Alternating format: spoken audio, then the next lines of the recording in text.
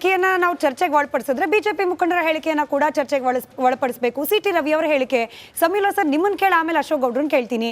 ಇವಾಗ ವಫ್ ಹೆಸರಲ್ಲಿ ಭೂಮಿ ಕಬಳಿಸ್ಕೊಳ್ತಿದ್ದಾರೆ, ಗುತ್ತಿಗೆ ಹೆಸರಲ್ಲಿ ಕೆಲಸವನ್ನ ಕೂಡ ಕಬಳಿಸ್ಕೊಳ್ತಿದ್ದಾರೆ. ಇದೆಲ್ಲವೂ ಕೂಡ ಕಾಂಗ್ರೆಸ್ ಮಾಡ್ತಾ ಇರುವ ಓಲೈಕೆಯ ಭಾಗ ಅಷ್ಟೇ. ಅಂದ್ರೆ ಒಬ್ಬ ರಾಜಕೀಯ ನಾಯಕರಾಗಿ ಅವ್ರಿಗೂ ಜವಾಬ್ದಾರಿ ಇರ್ಬೇಕು. ಹೇಳಿಕೆ ಕೊಡುವಾಗ ಯಾವ ರೀತಿ ಸಂದೇಶ ಹೋಗುತ್ತೆ ಅಂತ ಹೇಳಿ. ವಕ್ಫ್ ವಿಚಾರ ಬಂದಾಗ ನಾನು ಆಲ್ರೆಡಿ ಕೆಲವು ದಾಖಲೆಗಳನ್ನ ನಿಮ್ಮದೇ ಪ್ಯಾನಲ್ ಡಿಸ್ಕಷನಲ್ಲಿ ನಾನು ತೋರಿಸಿದ್ದೆ. ಅಲ್ಲಿ ವಕ್ಫ್ ವಿಚಾರಗಳು ಬಂದಾಗ ಅದು ಆಸ್ತಿ ಪಾಸ್ತಿಯ ಲೆಕ್ಕಾಚಾರ ಏನಿದೆ, ಡಾಕ್ಯುಮೆಂಟ್ ಏನಿದೆ, ಆ ಡಾಕ್ಯುಮೆಂಟ್ ಬೇಸಿಸ್ ಮೇಲೆ ಅದನ್ನ ಸಿಟ್ಟಿಂಗ್ಸ್ಗಳು ಆಗಬೇಕು. ಯಾಕೆ ಅಂತಂದರೆ ಯಾರೋ ಹೇಳಿದ್ರು ಅನ್ನೋ ಕಾರಣಕ್ಕೆ ನೋಟಿಸನ್ನು ಕೊಡೋದು, ರೈತರ ಬದುಕಿನ ಮೇಲೆ ಸವಾರಿ ಮಾಡೋದು ಅದು ಒಳ್ಳೆಯ ಡೆವಲಪ್ಮೆಂಟ್ ಅಲ್ಲ. ರೈತರು ಕೂಡ ನಮ್ಮ ಮಣ್ಣಿನ ಮಕ್ಕಳು, ಅವರು ಇಲ್ಲಿ ದಶಕಗಳಿಂದ ಭೂಮಿಯನ್ನು ಉತ್ತು ಬಿತ್ತಿ ಮಾಡ್ತಿದ್ದಾರೆ. ಹೀಗಿರ್ಬೇಕಾದ್ರೆ ಅವರು ಭೂಮಿಯನ್ನು ಕಿತ್ಕೊಳ್ಳೋದು ಸರಿಯಲ್ಲ. ಇಲ್ಲಿ ಕ್ಯಾಟಗಾರಿಕಲ್ ಆಗಿ ಕ್ಲಿಯರ್ ಆಗಿ ಡಾಕ್ಯುಮೆಂಟ್ಸ್ಗಳು ವೆರಿಫಿಕೇಶನ್ ಆಗಬೇಕು. ಈಗ ಎಷ್ಟೋ ಸರಿ ವಕ್ಫ್ ಪ್ಲ್ಯಾನ್ ಅಂತ ಹೇಳಿ ವಕ್ಫ್ ಹತ್ರ ಖಾತೆನೇ ಇಲ್ಲ, ತುಂಬ ಸಾವಿರಾರು ಎಕರೆ ಖಾತೆಗಳೇ ಮಾಡ್ಕೊಂಡಿಲ್ಲ. ಇಲ್ಲಿ ವಕ್ಫ್ದು ದೊಡ್ಡ ತಪ್ಪುಗಳು ಕಾಣ್ತಿದ್ದಾವೆ, ವಕ್ಫ್ ತಪ್ಪುಗಳು ದೊಡ್ಡ ಪ್ರಮಾಣದಲ್ಲಿ ಕಾಣ್ತಿವೆ. ಹೀಗಾಗಿ ಆ ರೈತರು ಮತ್ತು ಡಿಸ್ಪ್ಯೂಟೆಡ್ ಲ್ಯಾಂಡ್ ಏನಿದೆ ಅವರಿಗೋಸ್ಕರ ಸ್ಪೆಷಲ್ ಸಿಟ್ಟಿಂಗ್ಗಳನ್ನ ಮಾಡಿ ಈಚ್ ಇಂಡಿವಿಜುವಲ್ ಕೇಸಸ್ಸನ್ನ ಬಗೆಹರಿಸ್ಕೊಂಡು ಹೋಗಬೇಕು. ಇದು ವಕ್ಫ್ ವಿಚಾರದಲ್ಲಿ ಆಗಬೇಕಾಗಿರುವಂಥದ್ದು. ಇಲ್ಲಿ ರಾಜಕೀಯದ ಪ್ರಶ್ನೆ ಉದ್ಭವ ಆಗಲ್ಲ. ರಾಜಕಾರಣವನ್ನ ಯಾರೂ ಮಾಡಬಾರ್ದು, ಬಿಜೆಪಿನೂ ಮಾಡಬಾರ್ದು, ಕಾಂಗ್ರೆಸ್ಸೂ ಮಾಡಬಾರ್ದು.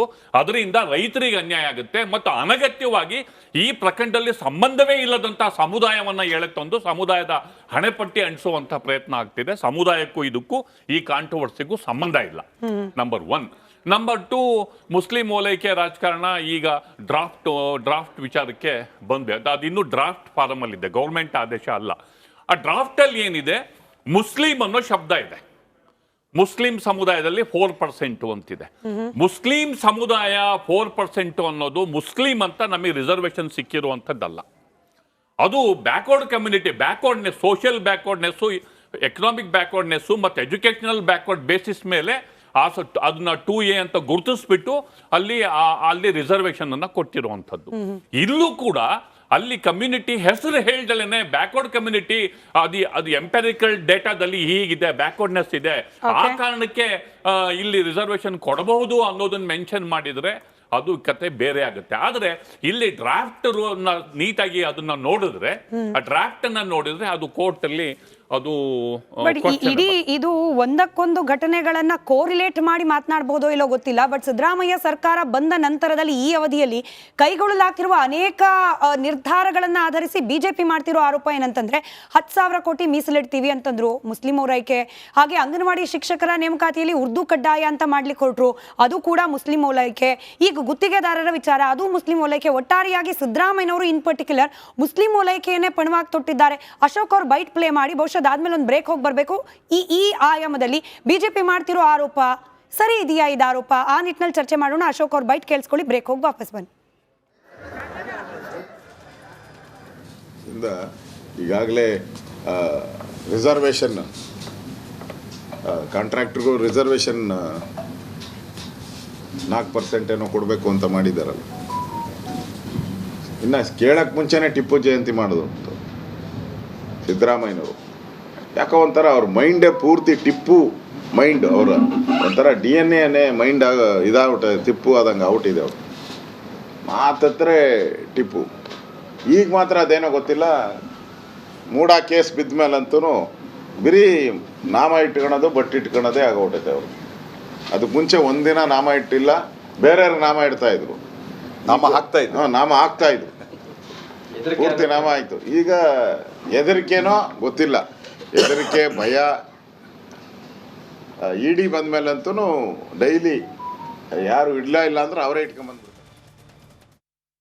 ಹೌದು, ಪೊಲಿಟಿಸೈಸ್ ಎಲ್ಲ ವಿಚಾರದಲ್ಲೂ ಮಾಡೋಕೆ ಚುನಾವಣೆ ಇದೆ, ಹಿಂಗಾಗಿ ಮಾಡಲೇಬೇಕು ಅನಿವಾರ್ಯ. ಆದರೆ ಸಾರಾಸಗಟಾಗಿ ಮುಸ್ಲಿಂ ಓಲೈಕೆಗೆ ಎಲ್ಲ ನಿರ್ಧಾರಗಳು ಕಾಂಗ್ರೆಸ್ನಿಂದ ಆಗ್ತಿದೆ ಅನ್ನೋ ರೀತಿಯಲ್ಲಿ ಆರೋಪ. ನೋಡಿ, ಪ್ರತಿ ಸರ್ಕಾರ ಬಂದಾಗಿನಿಂದ ಹೇಳಿರ್ತಕ್ಕಂಥದ್ದೇನು, 1,61,00,000 ಮತ ಹಾಕ್ತಾರೆ. ಆದರೆ 53 ಲಕ್ಷದ ಮಾತ್ರ ಮತ ನಮಗೆ ಬೇಕಾಗಿರ್ತಕ್ಕಂಥದ್ದು. ನಿಮ್ಮಿಂದಲೇ ಸರ್ಕಾರ, ನಿಮಗೋಸ್ಕರ ಸರ್ಕಾರ, ನಿಮಗೋಸ್ಕರ ಎಲ್ಲವನ್ನು ಮಾಡ್ತೀವಿ ಅಂತ ಹೇಳ್ತಾರೆ. ಇನ್ನು ಮಿಕ್ಕಿರೋ 1,08,00,000 ಮತಗಳನ್ನು ಅವ್ರು ಗಣನೆಗೆ ತೆಗೆದುಕೊಳ್ತಾ ಇಲ್ಲ. ಅದರಲ್ಲಿ ಎಲ್ಲ ಸಮುದಾಯಗಳೂ ಸಹ ಬೇರೆಯವರು ಮತಗಳಾಕಿದ್ದಾರೆ. ಆದರೆ ಇವರು ಪ್ರತಿ ಸತಿನೂ ಹೇಳೋದು, ಮುಖ್ಯಮಂತ್ರಿ, ಉಪಮುಖ್ಯಮಂತ್ರಿ, ಗೃಹ ಮಂತ್ರಿಗಳು ಮತ್ತು ಎಲ್ಲ ಸಚಿವರು ನಿಮಗೋಸ್ಕರ ಸರ್ಕಾರ, ನಿಮ್ಮ ಋಣ ನಮ್ಮ ಮೇಲಿದೆ ಅಂತ ಹೇಳ್ತಕ್ಕಂಥ ಮಾತುಗಳನ್ನು ಆಡಿದ್ದಾರೆ. ಆಮೇಲೆ ಅನೇಕ ವಿಚಾರ ಕರ್ನಾಟಕದಲ್ಲಿ ಆಗೋಗಿವೆ. ನೋಡಿ, ನಾಗಮಂಗಲ ಅಂತ ಕಡೆ, ದಾವಣಗೆರೆ ಅಂತ ಕಡೆ, ಬೆಳಗಾಂ ಅಂತ ಕಡೆ ಕಲ್ಲು ತೂರಾಟ ನಡೆಯುತ್ತೆ. ಇವ್ರು ಏನು ಕ್ರಮ ಕೈಗೊಂಡಿದ್ದಾರೆ? ಇವತ್ತರೆಗೂ ಸಹ ಏನು ರಿಪೋರ್ಟ್ ಬಂದಿದೆ ಆಚೆ ಕಡೆ? ಇವತ್ತು ಯಾವ ಒಬ್ಬ ಸಚಿವ ಅದ್ರ ಬಗ್ಗೆ ಮಾತಾಡೋದಿಲ್ಲ. ಆಮೇಲೆ ಪಾಕಿಸ್ತಾನ್ ಜಿಂದಾಬಾದ್ ಅಂದಾಗ ಇಂತಹ ಒಂದು ಸಚಿವರುಗಳು ಇಲ್ಲೇ ಹೇಳ್ತಾರೆ, ಇಲ್ಲ ಅದು ಹಂಗೆ ಕೂಗೇ ಇಲ್ಲ ಅಂತ ಹೇಳಿ ಹೇಳ್ತಕ್ಕಂಥದ್ದು. ಇದೆಲ್ಲವೂ ಸಹ ನೋಡ್ಕೊಂಬಂದ್ರೆ ಏನು ತೋರಿಸುತ್ತೆ ಅಂತಂದರೆ, ಎಲ್ಲೋ ಒಂದು ಕಡೆ ಈ ಕಾಂಗ್ರೆಸ್ ಸರ್ಕಾರ ಕರ್ನಾಟಕವನ್ನು ಅಧೋಗತಿಗೆ ತಳ್ಳಿ ಕರ್ನಾಟಕವನ್ನು ಹಾಳು ಮಾಡಲಿಕ್ಕೆ ಹೊರಟಿದೆ ಅನ್ನೋದು ನಮ್ಮ ಮನೋಭಾವ. ಯಾಕೆ ಅಂತಂದರೆ, ಇದರಲ್ಲಿ ನೀವು ರಾಜಕೀಯ ಮಾಡತಕ್ಕಂಥಲ್ಲ, ಸತ್ಯನ ಜನಗಳಿಗೆ ಮುಟ್ಟಿಸಿದ್ರೆ ರಾಜಕೀಯ ಅಂತ ಹೇಳಿದ್ರೆ ನಾವೇನು ಹೇಳೋಣ? ನೋಡಿ, ವಕಫ್ ರಿಲೇಟೆಡ್ ಆಕ್ಟಿವಿಟೀಸ್ನಲ್ಲಿ 2013 ಆದಂಥ ಅಮೆಂಡ್ಮೆಂಟ್ಗಳಿಂದ ಇವತ್ತು ಇನಾಮ್ ಅಬಾಲಿಷನ್ ಆ್ಯಕ್ಟಲ್ಲಿ ಬಂದಿದ್ದಂತಹ ಲ್ಯಾಂಡ್ಗಳು ಹೊಟ್ಟೋಗ್ತಿದೆ, ಟೆನೆನ್ಸಿನಲ್ಲಿ ಬಂದಿರತಕ್ಕಂಥ ಲ್ಯಾಂಡ್ಗಳು ಹೊಟ್ಟೋಗ್ತಿದೆ. 1995 ಆಗ ಅಮೆಂಡ್ಮೆಂಟ್ ಮಾಡಿ ಗಿಫ್ಟೆಡ್ ಎಕ್ಸ್ಚೇಂಜ್ ಎಲ್ಲ ಮಾಡ್ಬೋದು ಅಂತ ಹೇಳಿದ್ರೆ 2013 it will over rule everything ಅಂತ ಹೇಳ್ಬಿಟ್ಟು ಮಾಡಿದಂಥದ್ದು. ಈ ಸತ್ಯತೆಗಳನ್ನು ನಾವು ಜನಗಳಿಗೆ ಹೇಳ್ತಾ ಇದ್ರೆ ಇದು ರಾಜಕೀಯ. ಅಯ್ಯೋ ಸ್ವಾಮಿ, ಜನಗಳಿಗೆ ಸತ್ಯ ಮುಟ್ಟಿಸಿ ಆ ಜನಗಳಿಗೆ ನಾವು ಅವೇರ್ನೆಸ್ ತುಂಬದೇ ಇದ್ರೆ ಇದು ರಾಜಕೀಯ ಹೆಂಗಾಗ್ತದೆ?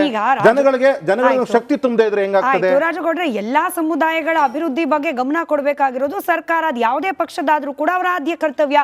ಆ ನಿಟ್ಟಿನಲ್ಲಿ ಮುಸಲ್ಮಾನರಿಗೆ ಅನುಕೂಲ ಆಗೋ ರೀತಿಯಲ್ಲಿ ಯಾವ್ದಾದ್ರು ನಿಯಮನ ಜಾರಿಗೆ ತಂದ್ರೆ ತಪ್ಪೇನಿದೆ ಅದರಲ್ಲಿ? ಅದನ್ನ ಯಾಕೆ ನೀವು ಓಲೈಕೆ ಅಂತಲೇ ಪರಿಗಣಿಸಬೇಕು? ನೋಡಿ, ಈಗ ಟೆನೆನ್ಸಿ ಆಕ್ಟ್ ತಂದ್ರು, ಉಳುವವನಿಗೆ ಭೂಮಿ ಅಂತ. ನಮ್ಮ ಸಮೀವುಲ್ಲಾ ಸರ್ ತುಂಬ ಚೆನ್ನಾಗಿ ಹೇಳಿದ್ರು, ವಿಚಾರಗಳು ಮನುಷ್ಯನಿಗೆ ಉಪಯೋಗ ಆಗೋಂಥ ರೀತಿ ಆಗಬೇಕು ಅಂತ ಹೇಳಿ. ಬರೀ ಏನಾಗುತ್ತೆ, ಗೊಂದಲ ಸೃಷ್ಟಿ ಮಾಡೋದು ಬೇಡ ಅಂತ. ಟೆನೆನ್ಸಿ ಆ್ಯಕ್ಟ್ ಬಂದಾಗ ಎಷ್ಟು 1983-84 ಇಂದಿರಾ ಗಾಂಧಿ ಅವರಿದ್ದಂಥ ಸಂದರ್ಭ ಟೆನೆನ್ಸಿ ಆ್ಯಕ್ಟ್ ತಂದರು. ತದನಂತರ ಆ ಸಂದರ್ಭದಲ್ಲಿ ಇದ್ದಂಥ ಜಾಗಗಳನ್ನೂ ಕೂಡ ವಕ್ ಆಸ್ತಿ ಅಂತ ಮಾಡಿಬಿಟ್ರಿ. ಒಂದು ಸಿಟ್ಟಿಂಗ್ ಕೂಡಿಸಿ ಇದನ್ನು ಬದಲಾವಣೆ ತರಬೇಕು ಅನ್ನೋದು ಅವರ ಹೆಬ್ಬಯಕೆ. ಯಾಕೆಂದರೆ ಅವರು ಒಬ್ಬರು ಮುಸಲ್ಮಾನ ಜನಾಂಗದವರಾಗಿ ಅವರು ಈ ವಿಚಾರಗಳನ್ನ ಅವ್ರ ಜನಾಂಗಕ್ಕೆ ತಲುಪಿಸೋ ಪ್ರಯತ್ನ ಅವ್ರು ಮಾಡ್ತಾ ಇದ್ದಾರೆ. ನಿಜವಾಗ್ಲೂ ಒಳ್ಳೆ ಕಾರ್ಯಕ್ರಮ ಮಾಡ್ತಾ ಇದ್ದಾರೆ. ಈ ನಾಡಲ್ಲಿ ಎಲ್ಲರಿಗೂ ಬದುಕೋ ಅಧಿಕಾರ ಇದೆ ಅಂತ ಸಿದ್ದರಾಮಯ್ಯನವ್ರ ಸರ್ಕಾರ ಇಷ್ಟೆಲ್ಲ ಗೊಂದಲಗಳಾಗ್ತಾ ಇದ್ರು ಒಬ್ಬ ಮಿನಿಸ್ಟರ್ ಆಗಲಿ ಒಂದು ಸ್ಟೇಟ್ಮೆಂಟ್ ಕೊಡ್ತಾ ಇಲ್ಲ. ಜಮೀರ್ ಒಬ್ಬರೇ ಏನೇನು ಬೇಕೋ ಅವ್ರ ತಲೆಗೆ ಏನೇನು ಹೋಗುತ್ತೋ ಅದನ್ನೆಲ್ಲ ಮಾತಾಡ್ತಾ ಹೋಗ್ತಾ ಇದ್ರೆ ಸಮಾಜದಲ್ಲಿ ನಾಳೆ ದಿನ ಜನ ನೋಡ್ರಿ, ಇವತ್ತು ಏನು ಸ್ಟೇಟ್ಮೆಂಟ್ ಕೊಟ್ಕೊಂಡು 10 ಜನ 20 ಜನ ಗನ್ಮ್ಯಾನ್ ಇಟ್ಕೊಂಡು AC ಕಾರಲ್ಲಿ ಜಮೀರ್ ಓಡಾಡ್ತಾರೆ. ಆದರೆ ಮತೀಯ ಗಲಭೆಗಳಾದಾಗ ಒಡೆದಾಟಕ್ಕೆ ಸಿಕ್ಕಾಕೊಳ್ಳೋರು ಪಾಪ ಯಾರೋ ಬಡ ಕುಟುಂಬದ ಯುವಕ, ಏನೋ ಹೆಚ್ಚು ಕಡಿಮೆ ಆದಾಗ ಸಿಕ್ಕಾಕೊಳ್ಳೋರು ಇವರು. ಇಂಥವ್ರ ಸ್ಟೇಟ್ಮೆಂಟ್ಗಳಿಗೆಲ್ಲ ಇವ್ರು ತಲೆ ಕೆಡಿಸ್ಕೊಂತ ಹೋದ್ರೆ ಆಮೇಲೆ ಕಾಂಗ್ರೆಸ್ ಅವರು ಯಾವ ಮಟ್ಟಕ್ಕೆ ಮಾಡ್ತಾ ಇದ್ದಾರೆ? ನಿಜವಾಗ್ಲೂ ಅವ್ರಿಗೆ ಜನ ಸುಭಿಕ್ಷವಾಗಿ ನೆಮ್ಮದಿಯಾಗಿ ಬದುಕೋದು ಇಷ್ಟ ಇಲ್ಲ. ಈ ಕಾಂಗ್ರೆಸ್ ಮಾಡ್ತಾ ಇರೋ ಪ್ರತಿಯೊಂದು ಒಕ್ಕಾಸ್ತಿಲಾಗಿರ್ಬೋದು, ಬೇರೆ ಬೇರೆ ವಿಚಾರಗಳಲ್ಲಾಗಿರ್ಬೋದು, ಈಗ ಪಟ್ಟಿ ಕೊಡ್ತಾ ಹೋದ್ರೆ ಈಗ 4%. ನಿಜವಾಗ್ಲೂ ಒಬ್ಬ ತಿಳಿದಂತ ವ್ಯಕ್ತಿಗೆ ಈ ಕೆಲಸ ಮಾಡಿದ್ ಸರಿ ಅನ್ಸುತ್ತಾ ಹೇಳಿ? ಅಲ್ಲಿ ಪಾಪ ಯಾರೋ DK ಶಿವಕುಮಾರ್ ಅವರು ಒಂದು ಸ್ಟೇಟ್ಮೆಂಟ್ ಕೊಡ್ತಾರೆ, ಆ ವಿಚಾರ ಏನೂ ಇಲ್ಲ ಅಂತ. ಕರಡುವರೆಗೂ ಬಂದಿದೆ ರೀ, ಚರ್ಚೆಗಳಾಗಿದೆ, ಲೆಟರ್ಗಳು ಕೊಟ್ಟಿದ್ದಾರೆ. ಒಬ್ಬ DCM ಗೊತ್ತಿಲ್ಲ ಅಂದ್ರೆ ಅಲ್ಲ ಸರ್, ರಿಜೆಕ್ಟ್ ಮಾಡ್ಬೋದು. ರಿಜೆಕ್ಟ್ ಮಾಡೋದ್ರ ಬಗ್ಗೆ ವಿಚಾರ ಇಲ್ಲ ಸರ್. ಆದ್ರೆ DCM ಮೀಸಲಾತಿ ವಿಚಾರ ಗೊತ್ತಿರೋಷ್ಟು ವಿಚಾರನೂ ಪಾಪ ಮೀಸಲಾತಿ ವಿಚಾರ ನಮಗಿರೋ ಅನುಮಾನ ಅಂತಂದ್ರೆ ಈ ಮೀಸಲಾತಿ ಅಂದ್ರೆ ಗುತ್ತಿಗೆಯಲ್ಲಿ ಮೀಸಲಾತಿ ವಿಚಾರ ಚುನಾವಣೆ ಹಿಂದಿನ ದಿನಾನೇ ಆಚೆ ಬಂದಿರೋದ್ರಲ್ಲಿ ಅಲ್ಲೂ ಲಾಭ ನಷ್ಟದ ಲೆಕ್ಕಾಚಾರ ಇದೆಯಾ? ಅದನ್ನೇ ಹೇಳ್ತಾ ಇರೋದು. DK ಶಿವಕುಮಾರ್ ಅವ್ರಿಗೆ ಗೊತ್ತಿಲ್ಲದಿರೋ ವಿಚಾರ ಜಮೀರ್ ಅವ್ರಿಗೆ ಗೊತ್ತಿದೆ ಅಂದ್ರೆ ಸೊ ಶಾಡೋ CM ಇಲ್ಲಿ ಯಾರು ಅನ್ನೋದನ್ನ ಯೋಚನೆ ಮಾಡ್ಬೇಕಾಗ್ತದೆ. ಅಂದ್ರೆ ಬೇರೆ ಜನಾಂಗದ ಲೀಡರ್ಗಳನ್ನ ತುಳಿಬೇಕು ಅನ್ನೋ ಒಂದೇ ಒಂದು ಉದ್ದೇಶಕ್ಕೆ, ಬೇರೆ ಸಚ್ಚಾ ಮುಸಲ್ಮಾನರನ್ನ ತುಳಿಬೇಕು ಅನ್ನೋ ಒಂದೇ ಒಂದು ಕಾರಣಕ್ಕೋಸ್ಕರ ಜಮೀರ್ ಅವ್ರನ್ನ ಯಾಕೆ ಎತ್ತು ಬೆಳೆಸ್ತಾ ಇರ್ಬೋದು? ಚರ್ಚೆಗೆ ಸಮಯ ಇದ್ದದ್ದಷ್ಟೇ. ಕಡೆದಾಗಿ ಒಂದು ಸರ್ಕಾರ ಯಾವುದೇ ಪಕ್ಷ ಅಲ್ಲಿ ಅಧಿಕಾರದಲ್ಲಿ ಇದ್ರೂ ಕೂಡ ಎಲ್ಲಾ ಸಮುದಾಯದವರ ಸರ್ವಾಂಗೀಣ ಅಭಿವೃದ್ಧಿಯ ಹೊಣೆಗಾರಿಕೆ ಆ ಸರ್ಕಾರದಿರುತ್ತೆ. ಬೈ ಎಲೆಕ್ಷನ್ ಬರ್ಲಿ ಹೋಗ್ಲಿ ಅಥವಾ ಬೇರೆ ಎಂಥದ್ದೇ ರಾಜಕೀಯ ಸಂದರ್ಭಗಳಿರ್ಲಿ, ಇಲ್ಲಿ ತಾರತಮ್ಯ ಅನ್ನೋದು ಬಹಿರಂಗವಾಗಿ ಕಾಣೋ ರೀತಿಯಲ್ಲಾದ್ರೆ ಅನುಮಾನಗಳು ಸಹಜ. ಹೀಗಾಗೇನೆ ಅನುಮಾನಗಳು ಬಂದ ಸಂದರ್ಭದಲ್ಲಿ ಅದನ್ನ ಸ್ಪಷ್ಟೀಕರಣ ನೀಡುವಂತಹ ಪ್ರಯತ್ನ ಕೂಡ